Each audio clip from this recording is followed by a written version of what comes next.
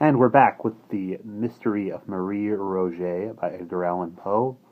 So far, Dupin has gone over all of the articles written about the case and is now fussing about an article that says that it would be impossible for people to drag the murderers, that is, to drag Marie Rogêt's body into the river and throw it there during the day when she's supposed to have been killed, but as he points out, she could have been killed right next to the river. We will pick up from there.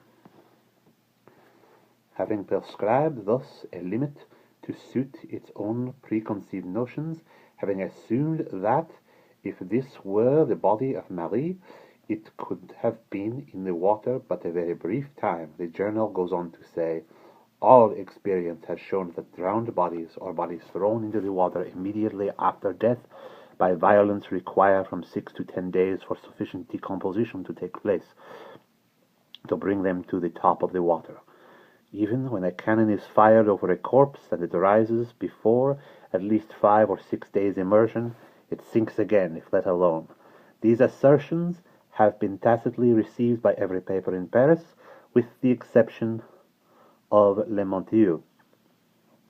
This later print endeavors to combat that portion of the paragraph which has reference to drowned bodies only, by citing some 5 or 6 instances in which the bodies of individuals known to be drowned were found floating after the lapse of less time than is insisted upon by L'Etoile.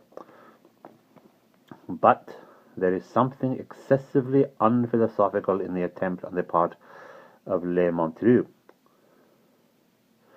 to rebut the general assertion of L'Etoile by a citation of particular instances militating against the assertion. Had it been possible to adduce 50 instead of 5 examples of bodies found floating at the end of 2 or 3 days, these 50 examples could still have been properly regarded as only as exceptions to L'Etoile rule, until such time as the rule itself should be confuted. Admitting the rule, and this Le Montieu does not deny, insisting merely upon its exceptions, the argument of L'Etoile is suffered to remain in full force, for this argument does not pretend to involve more than a question of probability of the body having risen to the surface in less than 3 days, and this probability will be in favor of L'Etoile's position until the instances so childishly adduced shall be sufficient in number to establish an antagonistical rule. You will see at once that all argument upon this head should be urged, if at all, against the rule itself. For this end, we must examine the rationale of the rule. Now, the human body, in general, is neither much lighter nor much heavier than the water of the Seine. That is to say, the specific gravity of the human body in its natural condition is about equal to the bulk of fresh water which it displaces. The bodies of fat and fleshy persons with small bones and of women generally are lighter than those of lean and large-boned, and of men. And the specific gravity of the water of a river is somewhat influenced by the presence of the tide from the sea. But, leaving this tide out of the question, it may be said that very few human bodies will sink at all, even in fresh water, of their own accord. Almost anyone falling into a river will be enabled to float, if he suffer the specific gravity of the water fairly to be adduced in comparison with his own. That is to say, if he suffer his whole person to be immersed, with as little exception as possible. The proper position for one who cannot swim is the upright position of the walker on land, with the head thrown fully back and immersed. The mouth and nostrils alone remain above the surface. Thus circumstanced, we shall find that we float without difficulty and without exertion. It is evident, however, that the gravities of the body and the bulk of the water displaced are very nicely balanced, and that a trifle will cause either to preponderate. An arm, for instance, uplifted from the water and thus deprived of its support, is an additional weight sufficient to immerse the whole head. Well, the accidental aid of the smallest piece of timber will enable us to elevate the head so as to look about. Now, in the struggle of one unused to swimming, the arms are invariably thrown upward, while an attempt is made to keep the head in its usual perpendicular position.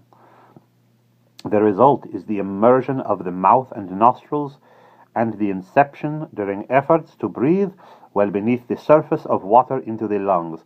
Much is also received into the stomach, and the whole body becomes heavier by the difference between the weight of the air originally descending these cavities, and that of the fluid which now fills them. This difference is sufficient to cause the body to sink, as a general rule, but it is insufficient in the cases of individuals with small bones and an abnormal quality of flaccid or fatty matter. Such individuals float even after drowning. The corpse, being supposed at the bottom of the river, will there remain until, by some means, its specific gravity again becomes less than that of the bulk of water which it displaces. This effect is brought about by decomposition or otherwise.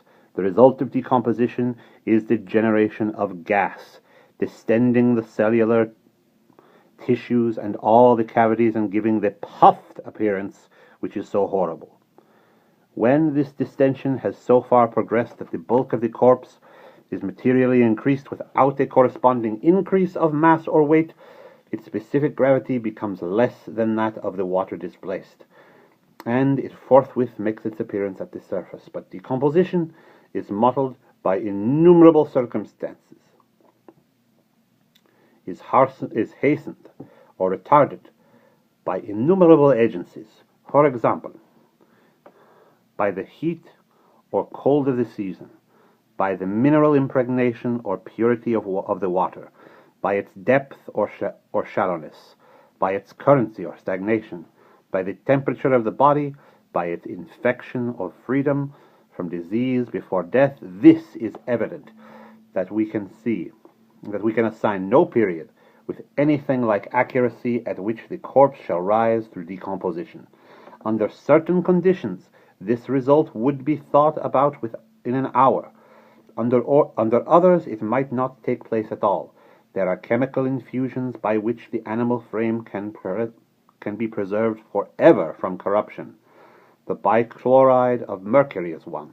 But apart from decomposition, there may be, and usually is, a generation of gas within the stomach from the acidulous fermentation of vegetable matter, or within other cavities from other causes, sufficient to induce a distension which will bring the body to the surface. The effect produced by the firing of a cannon is that of simple vibration. This may either loosen the corpse from the soft mud or ooze in which it is embedded, thus permitting it to rise when other agencies have already prepared it for so doing. Or it may overcome the tenacity of some putrescent potions of the cellular tissue, allowing the cavities to distend under the influence of the gas. Having thus before us the whole of philosophy on the subject, we can easily test it by the assertions of Le Tolle. Any experience shows, says the paper, that drowned bodies or bodies thrown into the water immediately after death by violence require from 6 to 10 days for sufficient decomposition to take place to bring them to the top of the water. Even when a cannon is fired over a corpse, it rises before at least 5 or 6 days immersion. It sinks again if let alone. The whole of this paragraph now must appear a tissue of inconsequence and incoherence. All experience does not show that drowned bodies require from 6 to 10 days for sufficient decomposition to take place to bring them to the surface.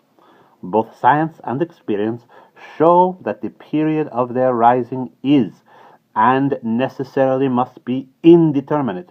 If, moreover, a body has risen to the surface through firing of cannon, it will not sink again if let alone until decomposition has so far progressed as to permit the escape of generated gas.